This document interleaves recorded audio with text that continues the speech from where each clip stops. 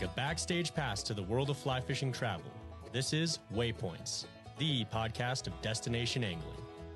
News and events, helpful travel tips, destination profiles, great stories, and expert advice from some of the most seasoned and experienced names in fishing travel.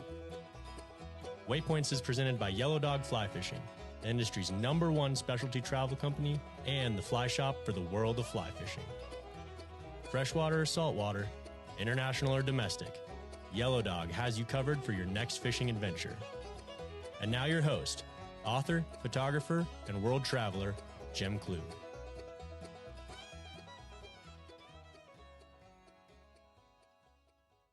Welcome to Waypoints, the fly fishing podcast where we dive into the destinations, people, and stories that define our sport. Today we're talking with someone who truly needs no introduction in the world of modern fly fishing and innovative fly tying, Mr. Blane Chocklett. Blane has been called many things over the years: trendsetter, pioneer, guide, creator, tyer, and teacher. But above all, he's an angler who has consistently pushed boundaries. From developing groundbreaking patterns like the Game Changer to rethinking how we approach aggressive predator species on the fly, Blane has had a profound and lasting impact on how we fish, what we tie, and how we design flies to move, react, and trigger strikes. His work has helped reshape the entire approach to streamer fishing, and he's done it while remaining grounded, generous with his knowledge, and dedicated to mentoring the next generation of fly fishers. As a professional guide with decades of experience on the waters of Virginia and throughout the Southeast, Blane grew up fishing rivers like the James and the New, where he honed his skills chasing musky, smallmouth, and largemouth bass. But his influence stretches far beyond his home waters. His flies have literally traveled the world, targeting exotic species on far-off flats, remote jungle rivers, and everything in between. The versatility and adaptability of his patterns have made them staples in the boxes of saltwater and freshwater anglers alike.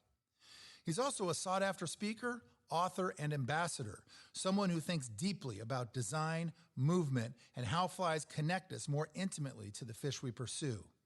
And whether you're a trout purist, a deranged musky junkie, or a saltwater diehard chasing big animals, there's no doubt that you've felt the ripple effects of Blane's innovations and his designs. So today we're going deep in our discussions with Blane. We'll talk about design philosophy, destination angling, and where fly fishing is headed in the years to come. We'll be right back after a word from our sponsor. Waypoints is sponsored by Patagonia. To bring their gear to life, Patagonia is motivated by relentless curiosity and a passion for the wild. They evaluate hundreds of materials, build dozens of prototypes, and spend seasons punishing them in the world's most extreme conditions. The work is the guide, and Patagonia never tires of exploring, learning, and improving. Be sure to check out Patagonia's new Swift Current waders, repatterned and redesigned for bulk reduction, reduced seam stress, increased maneuverability, and improved repairability. Made from recycled materials without intentionally added PFAS, Swift Current waders move better in and out of the water.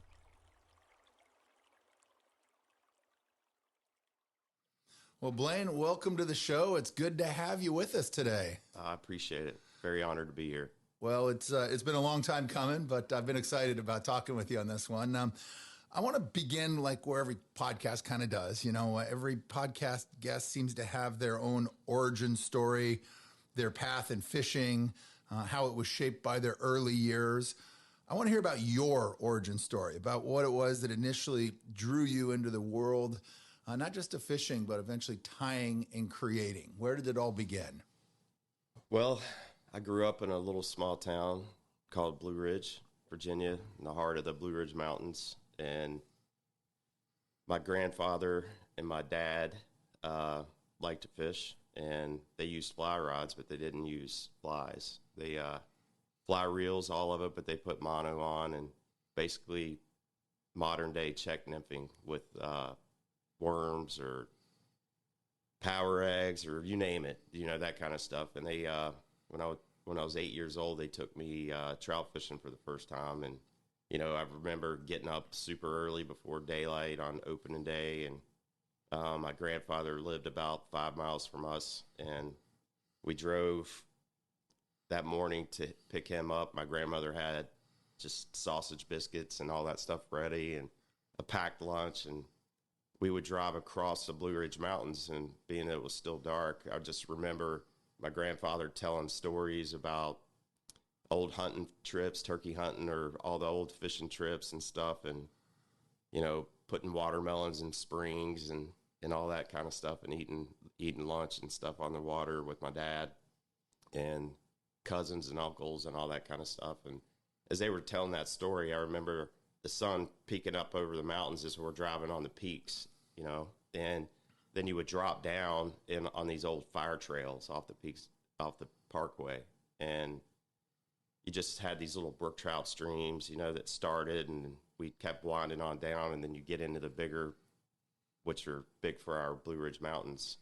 And we went and found the spots that we wanted to fish. And of course we were there right at daylight, and you couldn't start fishing till noon, right?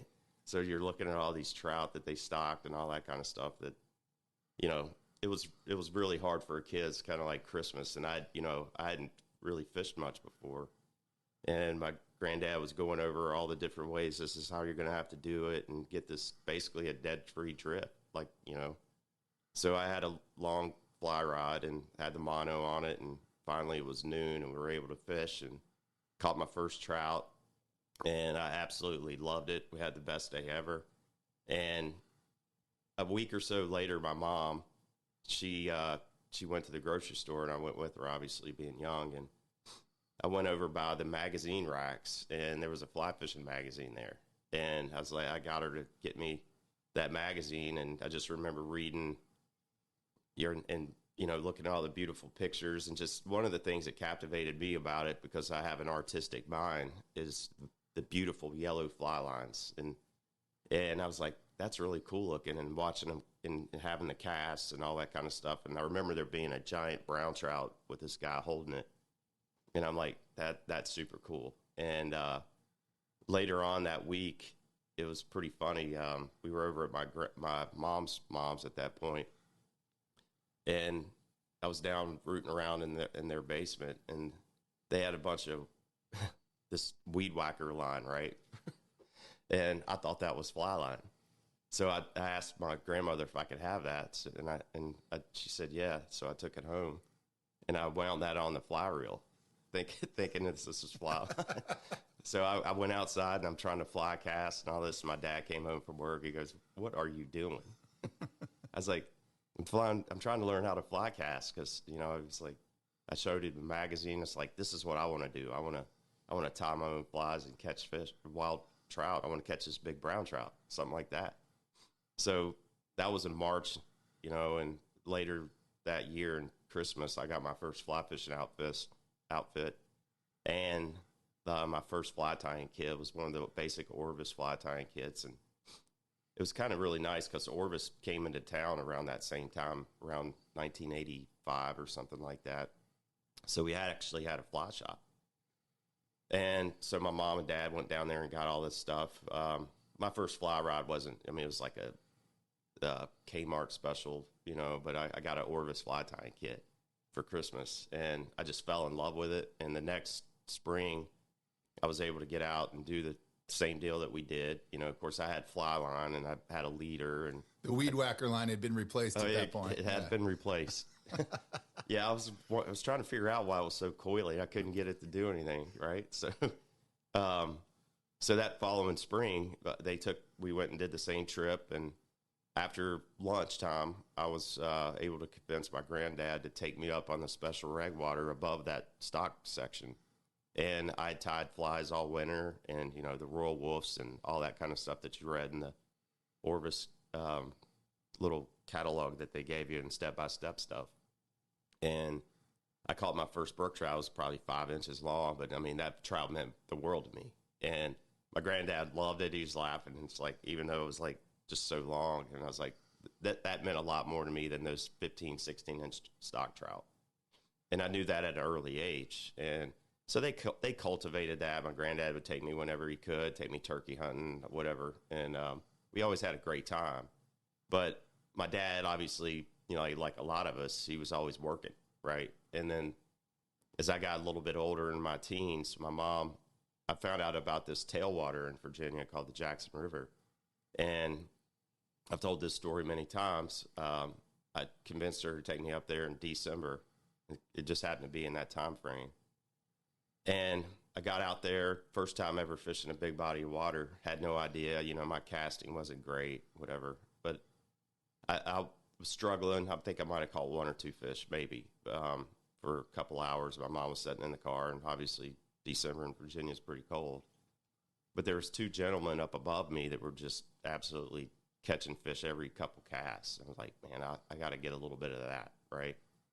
So I think I was 15 at the time, so I walked up to him, and the first person I came to was Steve Heiner, and he's an aquatic entomologist at Virginia Tech, and he was very approachable, super nice, and I asked him, I was like, I've been watching you, and you guys are doing really well. What can I see what you're using? And he goes, I'm going to do better than that. He's like, follow me. So he took me up to his truck, and he opened the back, and he pulled out these little insect vials that he uses in his labs and put alcohol in them. And he gave me this book called McCafferty's Guide to Aquatic Insects. I'm like, this is not what I want right now. I want to fly. Yeah. I want to know what you're doing. He goes, all the answers are in the stream. He goes, go back down to the river, roll over rocks, pick up whatever you see and put them in these vials. He goes, do you tie flies? I'm like, yeah. Not very good, but yeah, I know how to tie. I've been tying since I was 9. And he goes, well, just pick up these rocks and try to tie what you see. I was like, all right. So we left that day. And it just so happens that time in my life, all these girls in high school, not junior high and high school, were buying these little glass beads, tiny micro glass beads, and putting them on pins and attaching them to their shirts, putting them on their shoes, making earrings out of them and all this kind of stuff. And the colored glass beads. The colored glass beads, yeah. And, that was back when the girls were wearing like 5 or 6 socks and big hair and all that kind of stuff. I know you guys remember that. Oh, yeah, right? We remember those days. Yeah. But then they were like bedazzling their shoes with all those beads over their shoestrings and all that kind of stuff. And I was like, Mom, will you take me to the craft store? Because I'd read in that book that the most prominent bug in the stream by far was this thing that I've read that was called a black fly larva.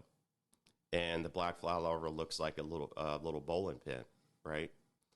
And I had dubbing where I could make all those, but I was reading how important when they pupate underwater, and they seal themselves up in that cocoon, and they metamorph into the adult underwater. They cut themselves out, and then they rise to the surface in an air bubble. So it's like glass beads. So she took me to the craft store. There was bazillion, I bought clear silver, mother of pearl, you name it, abalone, and they were like 50 cents for a lifetime supply, So I got probably 6 or 8 bags, and I went back home, and I was like, well, if I just slide this on a hook in the middle and put dubbing on each side, it's going to look like a bug inside this glass bead. So I tied, 30, 40 of them, different color schemes and whatever, with the larvae. And I told my mom to take me up the next weekend, and Harry and Heiner were already up there. And the other guy that I didn't mention was Harrison Steves, who's a world famous fly tyer, and to me, one of the greatest tyers ever. His innovation skills were amazing to me. And we later on became great friends. But before that, I was trying to figure all this stuff out and how I was going to do it. And I had this idea about reading magazines because we didn't have the internet back then, so it was all about reading and all that kind of stuff. And so I put on an indicator down to 6X tippet and put the larvae on the, as a point fly, put a weight above that. And then I added about 18 inches to 20 inches of trailing deal for their merger. And so I put those on, and I immediately started catching fish.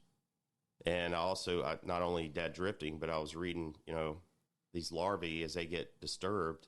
If somebody's walking in the river or whatever, those larvae would suspend on a silken thread and hold in the current and then find a new home, right? So I thought if I did the dead drift and didn't get a bite then and I let it swing, it's one, that larvae's looking for a new spot, which a fish would realize. But the other thing would be with that emerger, it would be rising. And I was catching fish like that. And I don't know how many I caught that day, but it was significantly more than I did the time before. And Harry and Heiner saw that, and they came down to me. It's like, obviously you figured something out here. You read the book. Yeah. and I'm like, yeah, I'm doing pretty good. It's like, well, let us see what you're using. So I opened my box and showed them what I'm using, and they both started laughing. And I'm like, 15. I'm like, I'm not that good of a tire, but I'm 15, right? So they go, no, it's not that at all. So they opened up their boxes, and it was almost identical to what they were using. And they said, good job. And from that day on, we've been friends since then. And Harry and I became super good friends, and we started later on as I got out of high school and trying to figure out what I'm going to be doing in life. I always wanted to be in fly fishing. Even in golf, I was really good at golf, and I was in the state championship in Marion Country Club in the southwest part of Virginia, and a trout stream ran through that, and there was a guy fly fishing during the state championship. And all I cared about was what he was doing, and it was perfect timing because there was hatches and all that kind of stuff, and you could see trout rising and all that. And I didn't care at all about the tournament. So at that point, I knew that fly fishing was, what I wanted. And, later on, as I got into other things, you get into girls and, other stuff, I'd never lost the passion for fly fishing and never lost contact with Harry. And I decided instead of going to college, I had a chance to go to James Madison University for art, but I didn't want to do that because I knew I was going to be a disaster in school. I never liked school. I didn't want to do it. And so I was trying to figure out what I was going to do. So I went to a local community college, and I met a guy named Jim Finn who owned Mossy Creek Fly Shop up in Harrisonburg. And he started getting me guide trips, and my first guide trip was when I was 16 years old before I graduated high school. I was just on the Jackson River, and this guy walked up to me and said, man, I haven't caught anything, and I've watched you, and you've been catching a lot of fish. He goes, do you guide? And I'm like, no, but I'd like to. That's what I want to do. He goes, well, would you guide me next weekend? And this was a guy up from Louisiana on work, and he goes, I'd really like to catch some of these fish that you're catching. So my first guide trip was 16 years old, and I met this dude up on the Jackson and guided him all day and ended up guiding him a couple times, and that kind of started my guiding career. And then later on, as I graduated high school, I was guiding with Jim Finn and all that kind of stuff. And I got to a point where, I really want to open up a fly shop and, just get into this sport more. And my dad thought I was crazy because you can't make a living doing this. It's like, well, Dad, if I can get a loan, I'm only like 20, 21 years old at the time. And I'm like, I'll have time to go back to school if this doesn't work. And he goes, all right. Well, and he helped me, but it was a struggle because I knew nothing about retail, right? I just had passion for fly fishing, and I did it. I took the plunge and struggled and pretty much did all this stuff. But in the meantime, Harry helped me, and he was going to all the fly fishing shows and all that stuff. He said, you need to start doing these shows so you can meet all these people. So I started going with them and met Chuck Ferimsky, and he started to invite me to the International Fly Tying Symposium, and that pretty much started it. And that opened up a world to me because I got to meet all these heroes that I'd read about, the Lefties and the Popovics and the Klausers and Whitlocks and all those guys. It was pretty amazing. That was an unusual teenage journey for you. Oh yeah. Some moms are soccer moms. Your mom was a fly fishing mom who would sit there at the boat ramp or next to the river while you fished. I love that. Yeah, she always supported everything I did. So my dad, but somebody's got to make a living, right? So, well, this is an industry, and I love those stories because this is an industry that really, I think, is good at embracing teaching and instruction, especially when you see a young person that is captivated by the sport or interested or motivated. There's a lot of good people in fly fishing that will say, hey, I'm not just going to give you a fly, I'll do one better. Let's teach you, let's spend some time with you, let's get you on the right path. And this is a sport that's phenomenal for that. It is. No doubt. 100%. Well, you fast forward to today, and I think a lot of our listeners know your name. They certainly know your patterns. And a lot of people kind of know you as the streamer guy, right? But your journey obviously, started, with the craft shop and the glass beads and that kind of innovation. Quite a path. What, for our listeners that are not totally familiar with your well-known patterns and designs, I would call them famous in the industry, certainly for people that know fly tying. Describe kind of your design concept and talk about some of your signature flies that are out there and very well known. Okay. Stay with us. We'll be right back. Coming up this November 4th through the 9th, join Yellow Dog Fly Fishing for an experience unlike any other. One of a kind Belize Bluegrass Week at El Pescador Lodge.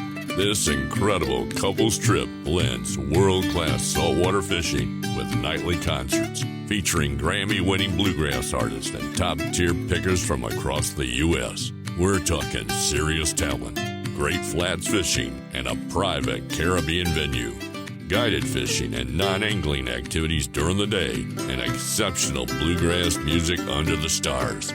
A few spots remain open, and we'd love to have you there with us. For more information, give us a call, 406-585-8667, or email Matt at yellowdogflyfishing.com.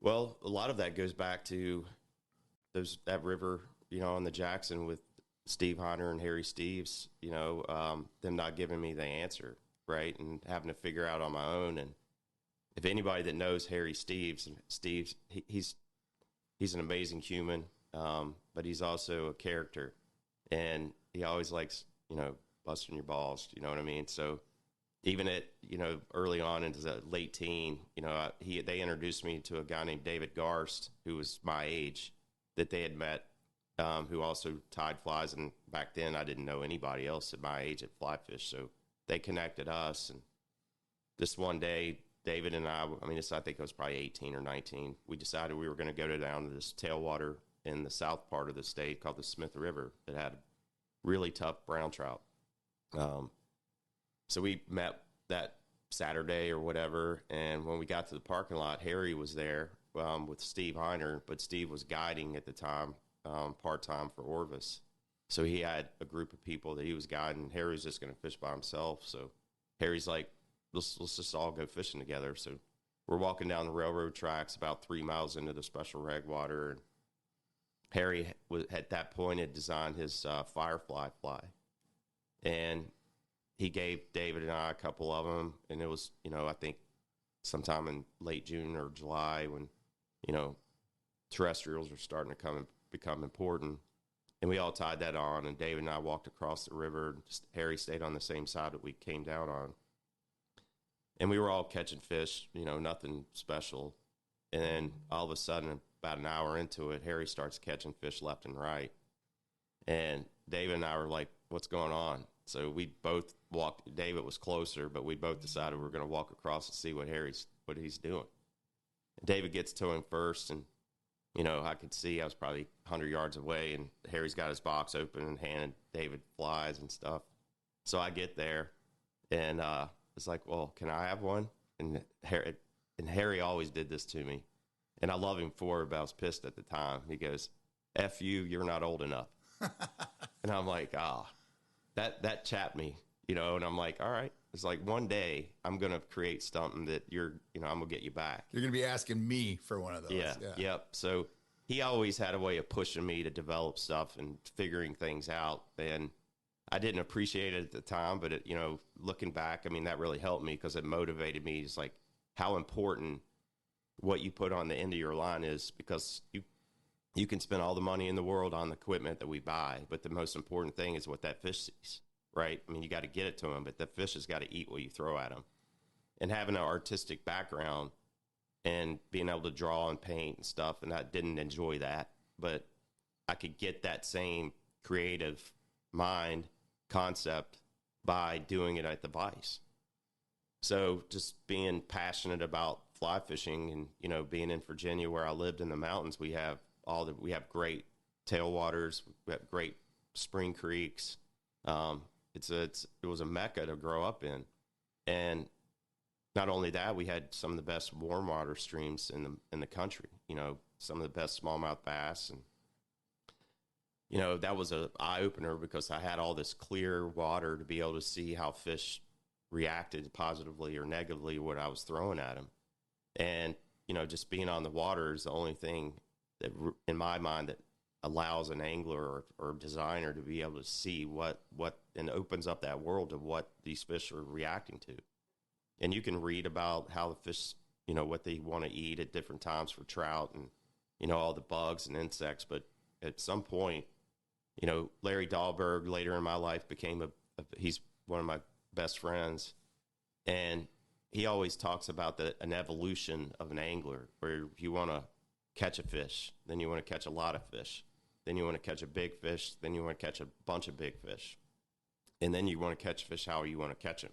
So you get to that point, and that's where I was. And, you know, the fly design to me was a huge thing in that, because I backed myself in a corner of trying to catch muskies, which it's a fish of 10,000 casts, and I thought, it's like, you know, what could be better, you know? And that's partly Larry's fault, because I saw him catching muskies on TV on Saturday mornings, hunt for big fish, and I knew we had him, and I was like, you know, I can do that if he can. So that set me down a path where I had to figure it out, because muskies are not easy. And meeting Larry and meeting Bob Popovics, and Bobby was so instrumental in my career, because he was always thinking outside the box, and Larry's always telling me, don't look through keyholes, right? You got to open up the door and walk through it and see what's really going on. So having all these mentors, you know, I didn't meet Larry till later on, but having Bobby and Lefty and Harry and Clouser and, you know, all these people, and Dave Whitlock, and just seeing some of their stuff, you just, you know, if you're looking through keyholes, you're not going to learn a lot. So I saw, like, Flip Hallett doing all these different fishing destinations and all that on his show, and I was like, you know, I don't want to be pigeonholed into just trout. I want to see the whole world. So I got into all that, and then I started saltwater fishing, and then that opened up another can of worms. Took my first saltwater trip to the Chesapeake, which is 4 hours from my house, and caught a bunch of stripers, and that had me at hello, right? So I was just like, you know, that kind of built that streamer mind, because I went from the trout world and guided for trout forever, then got into the smallmouth and, you know, top water fishing for them. But when they don't eat on top, you got to figure out a streamer or something that they're going to eat.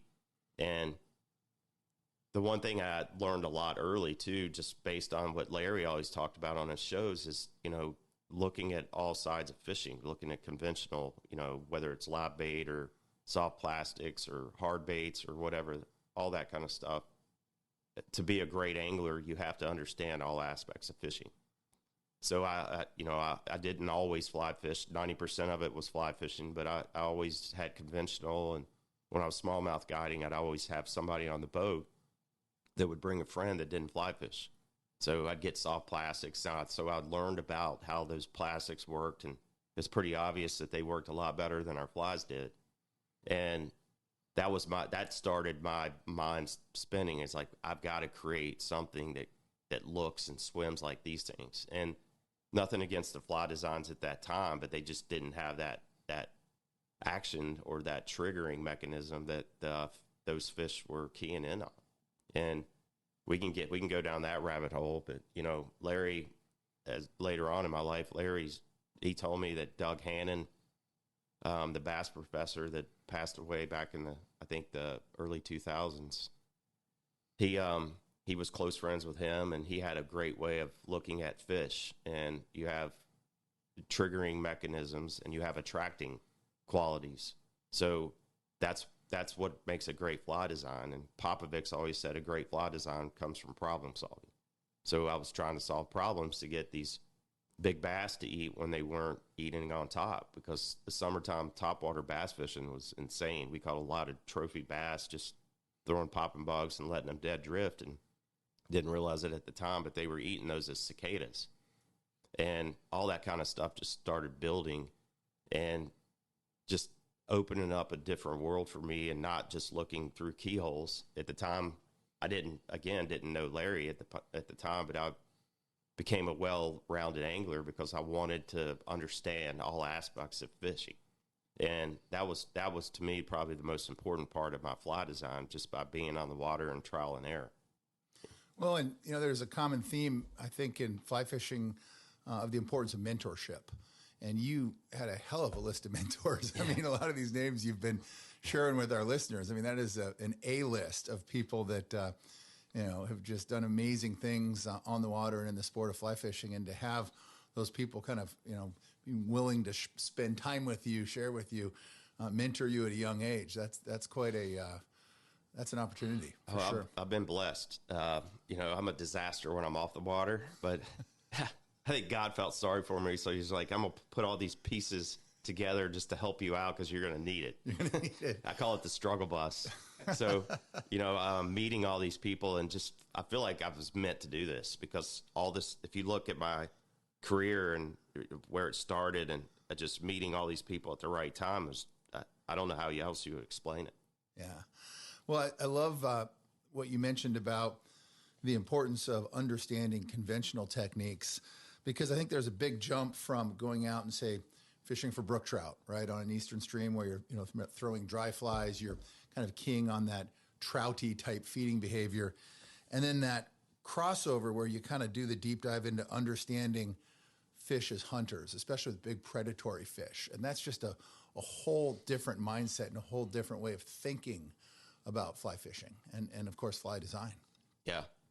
Yeah. I mean, when you start looking at apex predators, I mean, they get to a point where they don't have to feed all the time. They feed when they want to. And that to me is the ultimate. And, a lot of, I get pushed back a lot of times with people. I mean, you know how the world is.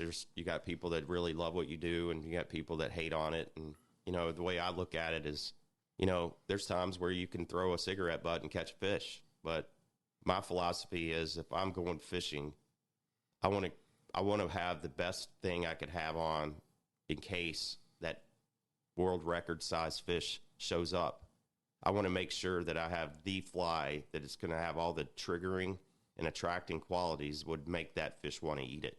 And that's why I take the time and build these flies the way that I do, because I feel like these flies have got all those triggering mechanisms, the attracting side of it with sound and movement, and, the lateral line feels and flash, the right amount of flash and all that kind of stuff. But then having that realism built into the fly, the three-dimensional look of it, having the right profile and silhouette coming from the trout background. Years ago, long time ago, late 90s, I designed the gummy minnow, and great story behind that is, Bob, back in the day, as I mean, fly anglers are very resistant to change, especially back then. It's getting a lot different now. It's changed quite a bit, but back then, if it wasn't a certain thing, it just wasn't accepted. The gummy minnow, when it first hit the scene, was almost scandalous in a lot of circles. And at the same time, deadly. I mean, just unbelievable. Redefined so many things when the gummy minnow hit the scene. Well, I appreciate that. But I was worried, going through the design of all that stuff. There was this big event at Harker's Island, North Carolina, on the Outer Banks. The who's who of fly fishing would go to this during the Albee run. And, everybody from Jerry Gibbs, Jerry Seam from Sage, Lefty, Clouser, Popovic's, Ted Jurczyk, all these people would show up and have this big party.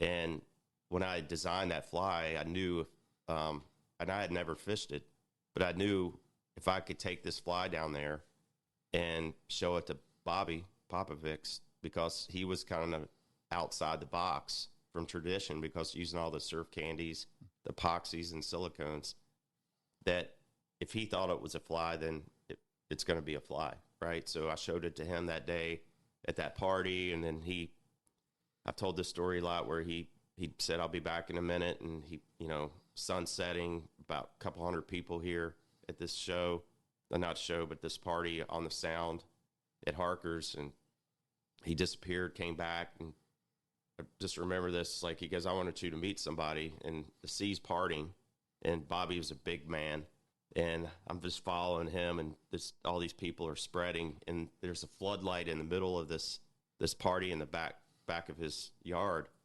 and in the center, it's like we're going into a ring, and in the center, Lefty's holding the court, just telling jokes, and that cackle laugh. As he often did. Oh, yeah.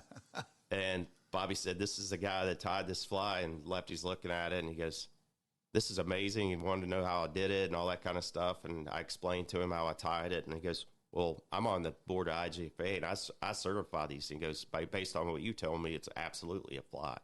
It's more of a fly than a popper, right? And he goes, how do they work? I'm like, well, I haven't tried them yet. I tied a bunch of hundreds of them because I'd fished albies down there, and I knew I could mimic the bay anchovies and silver sides that the albies were eating. And having that trout background, I knew it had the profile, silhouette, and realism, right? I knew if they saw it, they were going to say, that's what I eat. But the design, to me, was a failure, because that was my first attempt of designing what is now a game changer, to have that soft or hard bait action, that 3D realism, but it didn't. It was like stiff. It was just like a stick. But even though it was designed out of super soft plastic, it just didn't swim. And at that point, I didn't know, because I'd never fished it. And I told Lefty that, and he goes, oh, this is going to be like rolling a wine bottle in a jail cell. Just one of his typical Leftyisms, right? Yeah. And which made me feel good. And he goes, in his humble deal, he goes, would you mind if I have one of these? And I'm like, no, you can have all of them. You know what I mean? So, I handed him a whole, I don't know, a couple dozen. And then there was a bunch of guides there, Brian Horsley and Sarah Gardner, and, a lot of the industry people that we know. Henry Cowan, he was there, and they all got some flies, and they ended up working really well that next day. But, that was a problem I was trying to solve, right? But to me, it was a failure, because it didn't have that crazy action that triggers a lot of these fish to eat. But it set me on a path to where I am now with the Game Changer platform. But it was many iterations, and that was back in like 98 until Game Changer, I guess, is like 10, 12 years old now. So it's been a long journey, but, it's, trying different things and trying to figure out different things. And, that's where the design for me was. And we could get into any of that kind of stuff if you want to. I mean, there's a lot of rabbit holes to go down. I've tied a lot of bad flies to get to this point, So. I remember when the gummy minnow first came out, and you could actually find a few of them. Took a bunch down to Los Roques, where the bone fishing was just world class, but they weren't necessarily, hunting the flats, looking for little pinworms and shrimp and crustaceans. These were minnow-eating bonefish. The glass minnows were there by the billions. And showing up with some of those gummy minnows was electric. I mean, catching huge bonefish off the beach, on the flats. Even the pelicans were dialed in on these things. Everything wanted to eat that gummy minnow. And it changed so much what we did from the saltwater aspect as well, in the tropics. It was just an incredible fly. But, there's, I think, for fly tires for anglers, and especially for a designer like yourself, it's one thing to say I'm influencing the type of flies that people are fishing, but it's another thing when you kind of change the way they start thinking about movement and action and presentation. I mean, that's a whole different level. There's effective tires, and then there's influencers in the truest sense of the word, as far as influencing how people are actually thinking about all these things. And that's unusual. Yeah, well, I appreciate that. But I mean, when you back yourself in a corner being a guide and your wallet is directly reflected by your success on the water, you better come up with something. You get motivated. Yeah, especially when you have that great idea of becoming a musky guide with a fly rod. the fish of 10,000 casts. Yeah. Well, I mean, obviously, that evolution from the gummy minnow to the game changer, which was kind of the next iteration as far as pure movement, action on a fly, the materials you're using, how that fly performs in the water. I mean, that's clearly another motivating factor for you. And as you mentioned, that's an evolutionary type process, right? I mean, you're kind of always looking for that next thing, the next material, the next interaction of several materials to, always focusing on action, correct? Oh, yeah. And, I call like the game changer a platform because there's so many different materials you could do and use based on water conditions, fish species, how big or small you're tying the fly. And all those materials will change how that fly works in the water and how it looks.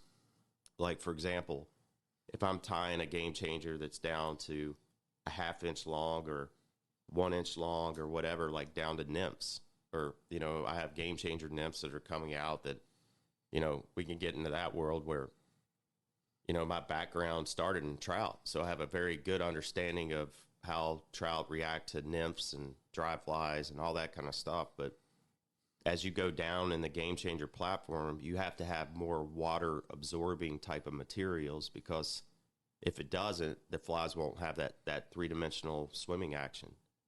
And as you get bigger in flies, you can't have those water absorbing materials because the flies become way too heavy to cast.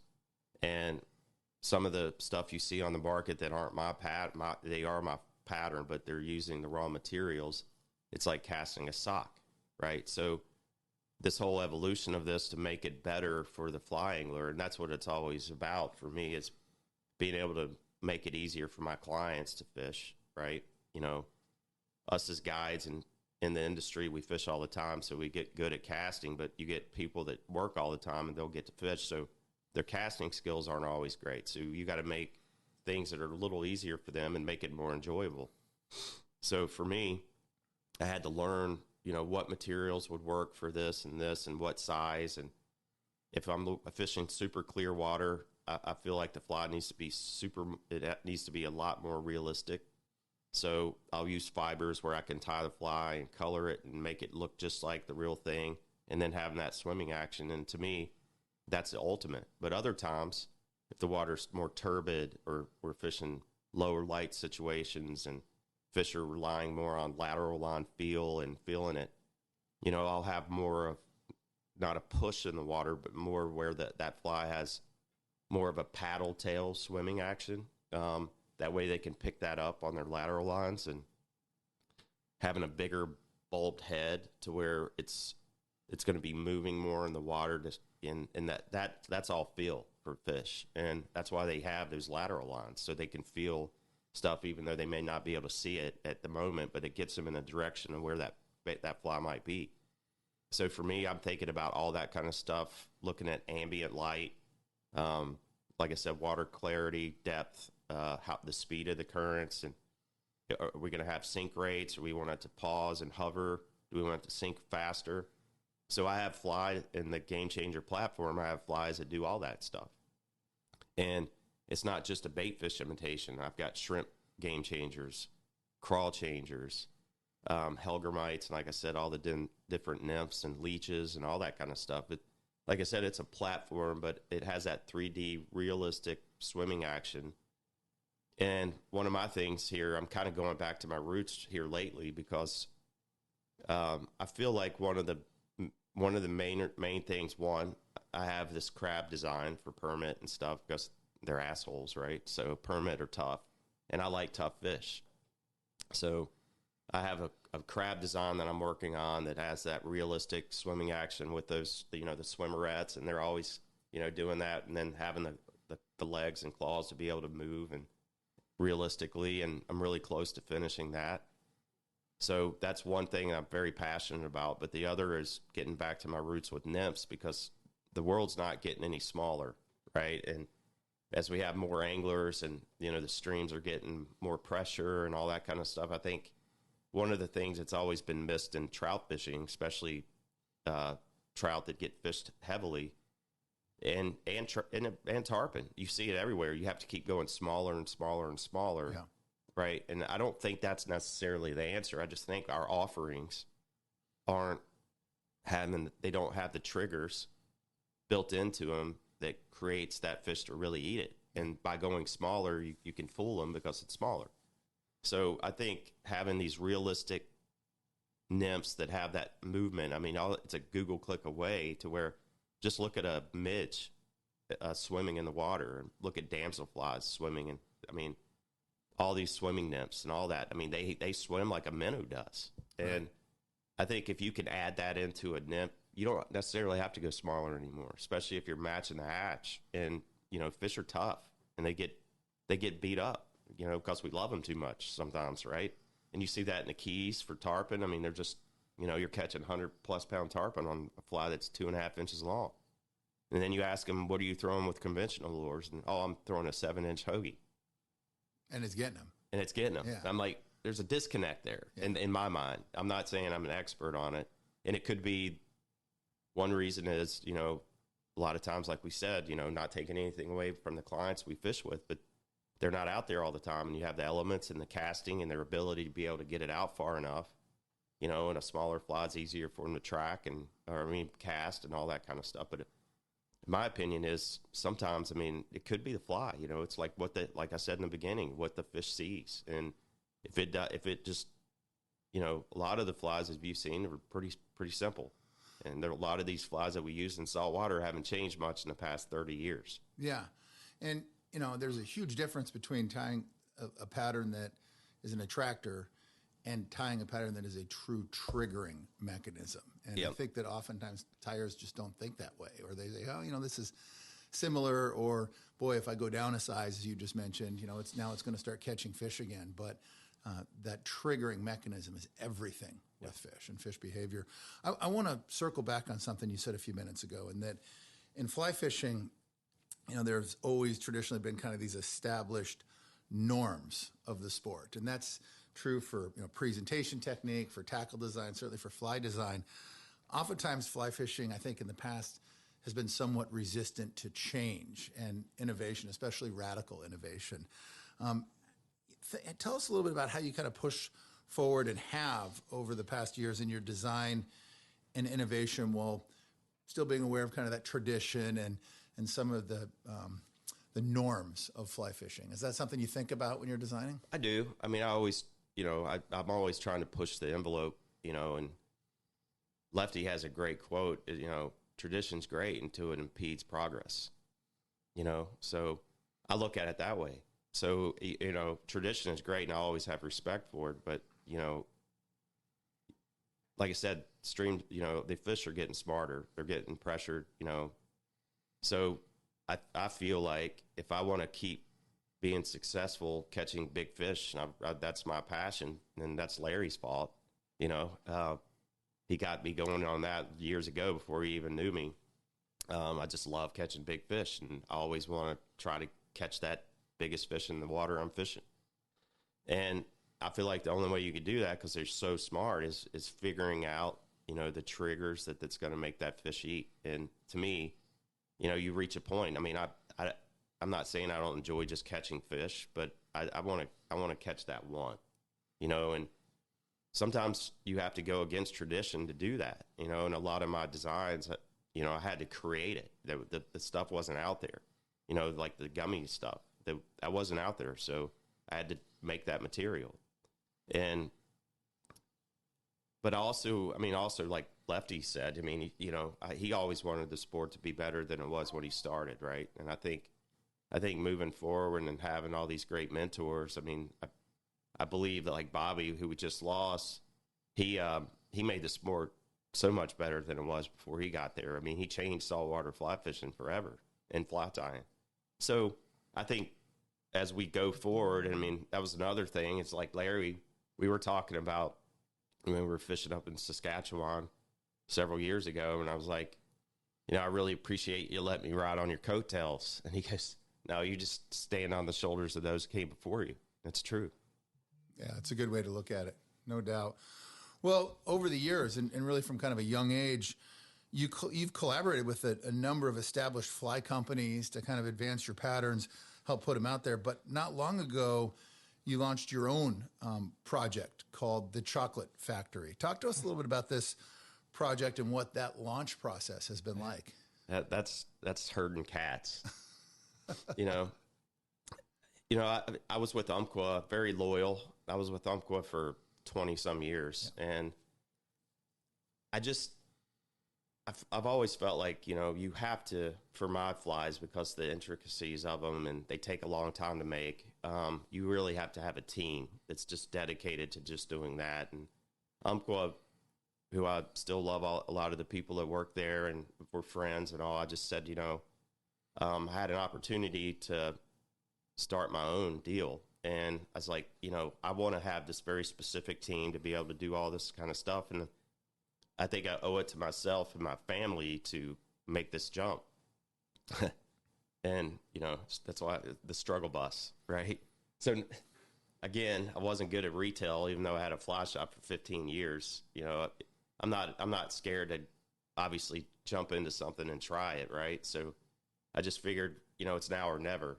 Same with taking a shot early on and opening up a fly shop. So, I'm 50 now and I don't have a great retirement plan, but if I could create my own fly company and have these flies basically like custom made, but being able to produce them, like not mass produced, but in a way that people can get them all over. But it's scalable. Yeah. It's scalable. Yeah. And be exactly, I want my flies to be on the market and be tied like I did. So you'd be fishing with me and my flies in my boat. That's my goal with the Chocklett Factory.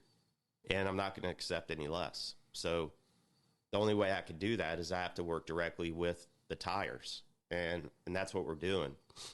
Not saying that we haven't had our struggles and all that kind of stuff, because, you got to source materials and then, the whole tariff thing and all, just learning all about that. There's a lot going on. Oh, yeah. I'm like, and I'm not good. Like I said, I'm a disaster off the water. So I've got really, like I said, I've been very blessed. I've got people in place that are super good friends of mine. Jason Helter-Bridle, who's been wonderful helping me figure out the business side of this stuff and the tariffs, and Rick Custich is helping me with the tax stuff so we don't get in trouble with, all these different tax laws and on international goods and all that kind of stuff. So I got a good team that's really been behind me on that. And, I could do the fly design, I could teach, but I need people around me. My wife has been unbelievable. So me and my wife have our business together, and, that can be interesting at times, button heads and all that kind of stuff. But she's the boss. I just do what she tells me. That's usually smart. Oh, yeah.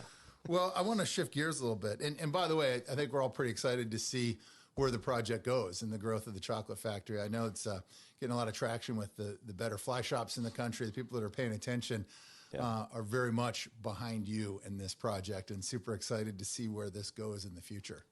Yeah, I appreciate it. And, my long-term goal is have maybe 20 dealers, and that way we can service and have the quality the way it needs to be. And I also want to be able to make them specific to an area. It's like, say, we need this size, this color, and whatever, and be able to do that and say, okay, it'll be ready in a couple months or 6 weeks or whatever, and, like what you guys do. And, love to work with you guys because you're traveling, and I'd like to, my thing is work with people like yourself and be able to go to these different destinations, and there may be a problem that needs to be solved. I'd love to be a part of that, and, just pushing the sport forward and making it better and making everybody's day on the water more enjoyable and successful. Well, I'm glad you brought that up, actually, because, one of our favorite topics here on Waypoints, of course, is travel and destination angling. And your patterns now, as they've continued to grow in popularity, and they're being fished all over the world right now, from jungle rivers, to saltwater flats. they're out there and they're catching a lot of big animals in unusual and exotic places.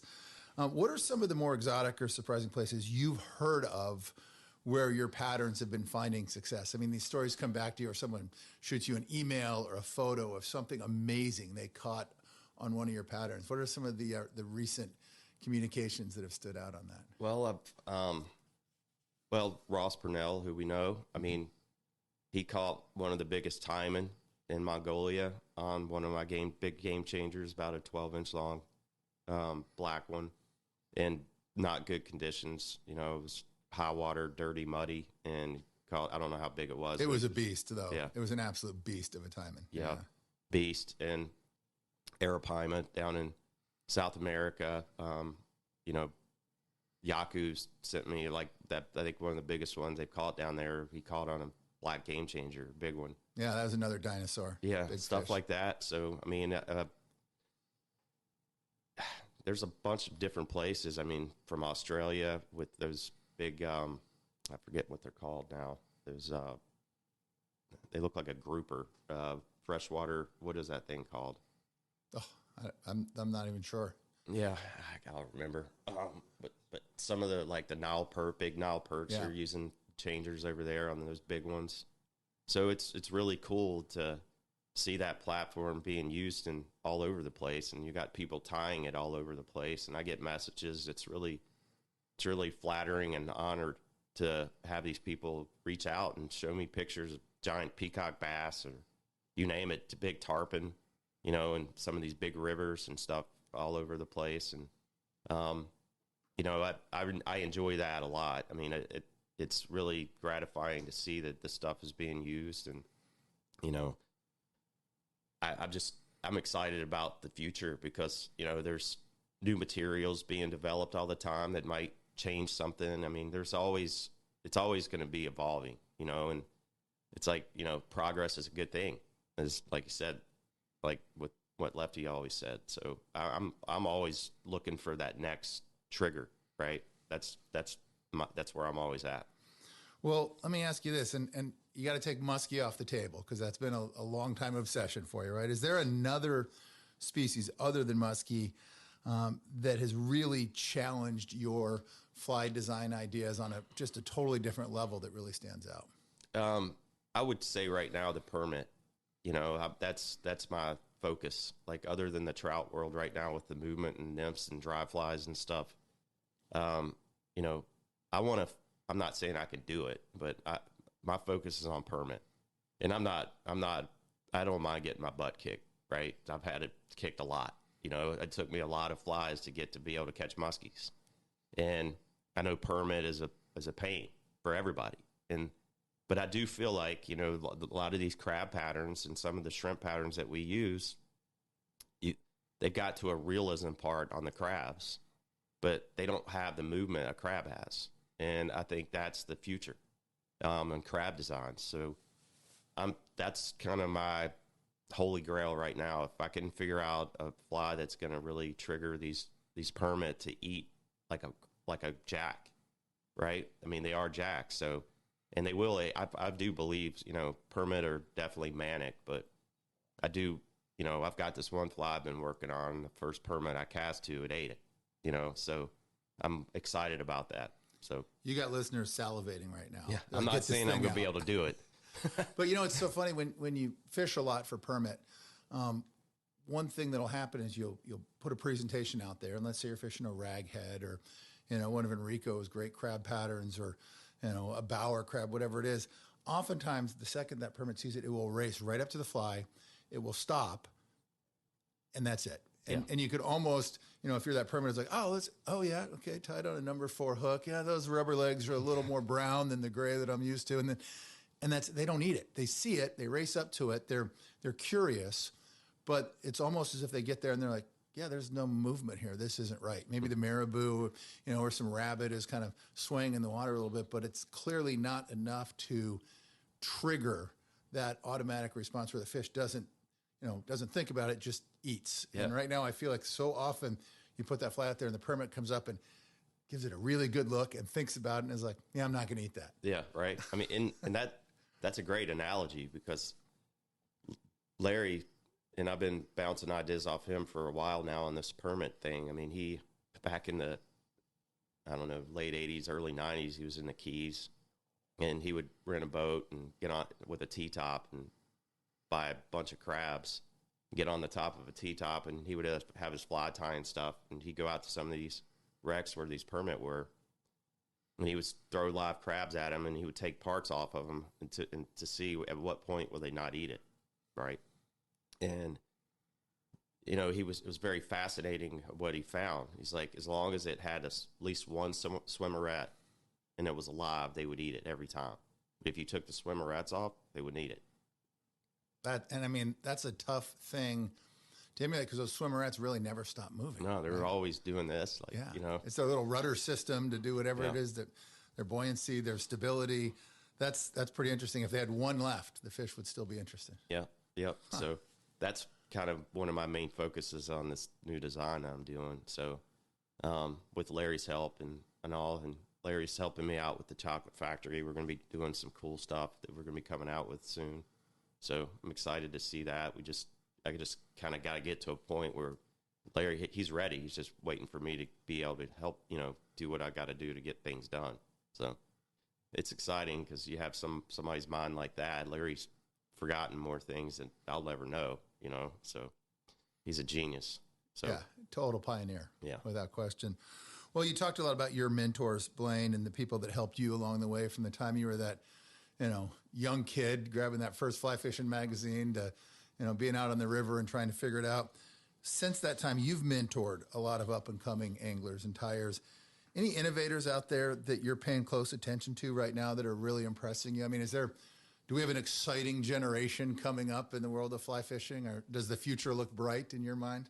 Yeah. It's funny you mentioned that. I mean, we're, you know, here at the Lefty Craze Tie Fest, and, you know, Lefty was always about pushing the sport forward. And, you know, I wanted to have all these people here to be able to, you know, pay homage to Lefty and Bobby that we lost, and pay homage to all the other pioneers that we've lost, but also, you know, really honor the ones that we still have. And then on the other aspect of Tie Fest, that's what it was always about for 20 years is, you know, mentoring. So there's this young man out of Texas that I met probably 7-8 years ago. His name's Chase Smith.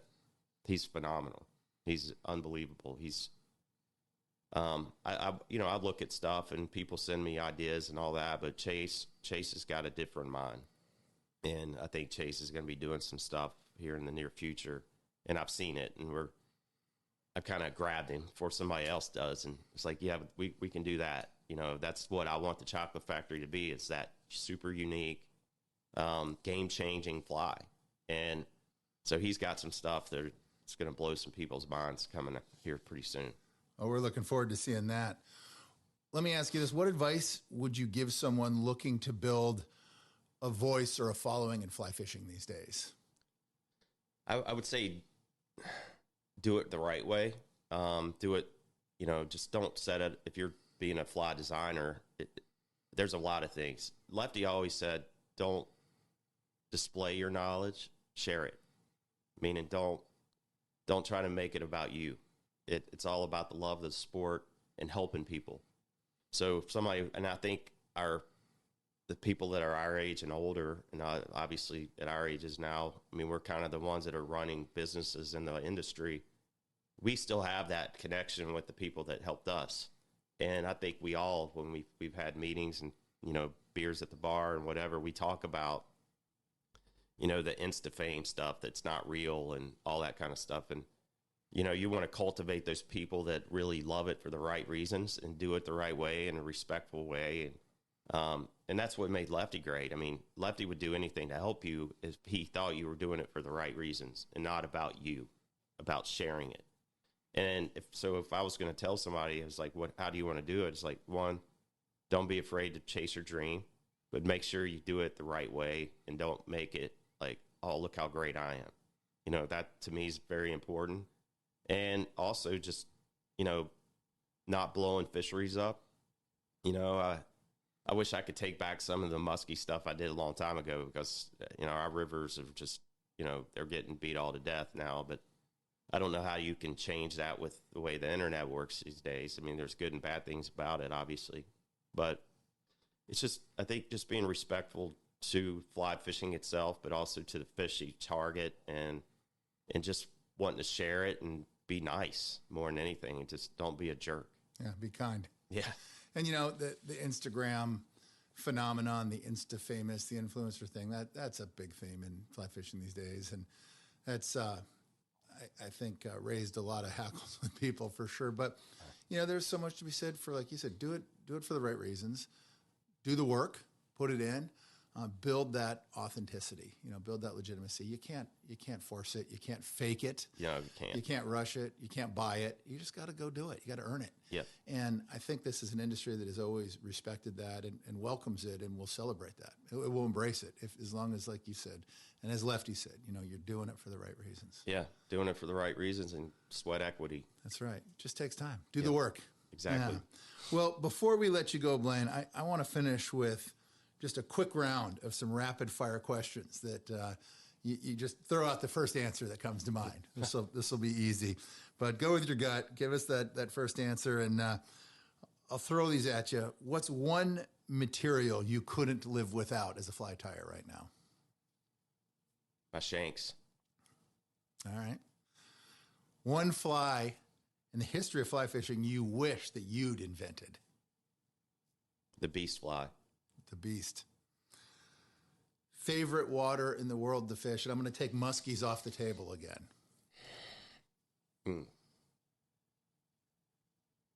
That's tough. Can I just say any tropical destination? Sure. For we'll let you tarpon do or that. or permit or something? You bet. Yeah. Absolutely. Most underrated species on the fly? I would say a couple. One of my favorite fish ever is a bowfin.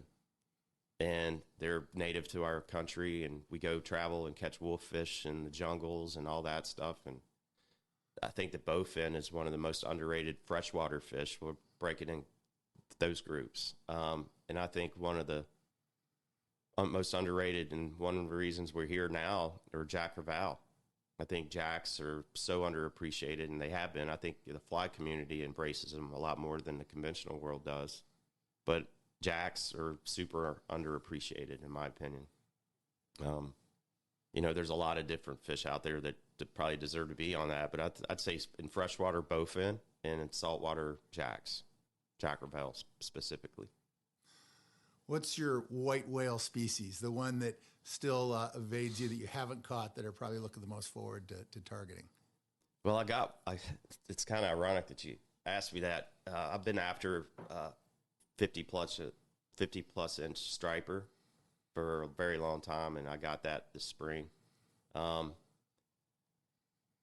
don't know. My whale right now would be like just figuring out that permit thing. I would say more than my, biggest whatever. I'm not necessarily wanting to I don't want to catch a world record tarpon. It's going to hurt too much, but I would really, really like to figure the permit thing out. So that would be, that. Nice. All right. What are your fly boxes looking like these days, Blane? Are they always clean and tidy and well organized, or are they absolute chaos? It's a disaster. I have these really nice cases, but I travel all the time, and I just throw all my flies in bags. Yeah, Ziplocs. Be sponsored by Ziploc. Yeah, that's true. I hear that. That way, because you can, I travel with, the Patagonia, black hole bags, and they're soft, and the Yeti, pangas, and I can put a bunch of flies in bags and pile them up and just figure out how to get them apart when I get there. That's what I roll with, to be honest. Yeah, a lot of us do these days, no doubt. Well, how about for someone who's traveling with your patterns in mind? And actually, let's rephrase that. You're going somewhere. You can take your patterns, but you can only bring 3 patterns. What are those 3 going to be? I would take finesse changers because of the realism in a couple sizes and colors. I would take some version of my crawl changer because it can imitate a shrimp or a crawfish.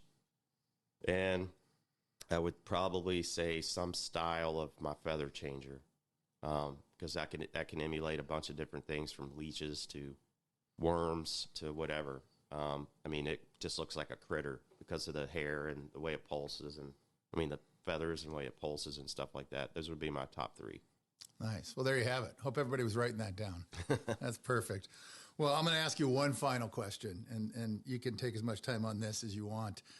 But if you could go back and give your young self, that kid in the parking lot on the river, the kid going down and spooling weed whacker material onto a fly reel because you thought it looked like the color, maybe that teenager at 15 that was starting to figure things out. If you could give one piece of advice to that young kid on what you know today, what would that be?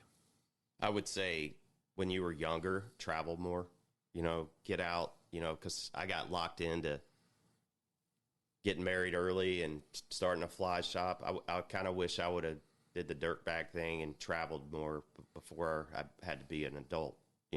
I wish I could have guided in some of these crazy destinations, and I missed out on that because I started a shop and I had to grind, and I got locked into guiding and wasn't able to travel like a lot of people. I get FOMO because I see a lot of my friends out and going to all these places, but I just couldn't afford to do it because I had to keep my business going. So I would have said go out and see the world and while you're young, and just live in a car or whatever you got to do, or live at lodges in the back of the rooms and stuff like that a little bit more. That's what I would say. Get out and explore the world more. That's great advice. Well, you might have missed out on some of that, but the industry is arguably better because of it with what you've brought to it. No doubt. Appreciate it. Well, Blane, this has been an absolute pleasure. Thanks for sharing your time, your insights, obviously your passion with us today. For everyone listening, be sure to check out Blane's site at blanechocklett.com. Grab a copy of his famous book, Game Changer, and explore the full line of flies and tying materials that you have available. And thank you so much for joining us. This has been awesome. I feel like we could have talked for hours more about all these stories and the interactions you had with so many of the legends of the sport and all that you've contributed to the industry. So more great stuff to come. It's a real honor. I really appreciate you having me. Well, that's great. And that is it for this episode of Waypoints. Be sure to visit yellowdogflyfishing.com to plan and research trips, source gear, equipment, and flies for your next destination, learn about upcoming podcast episodes, and stay up to date and dialed in on the latest news in fly fishing, travel, and adventure. Join us for our next episode. And remember, get out there, fish hard, and explore the world, because in the end, no one ever regretted a life of adventure. This has been another episode of Waypoints, the podcast of fly fishing travel and adventure angling. Waypoints is produced by Brian Gregson and written by Jim Klug. Music is written and provided by bluegrass legend Woody Platt. Audio engineered by Sean McCormick.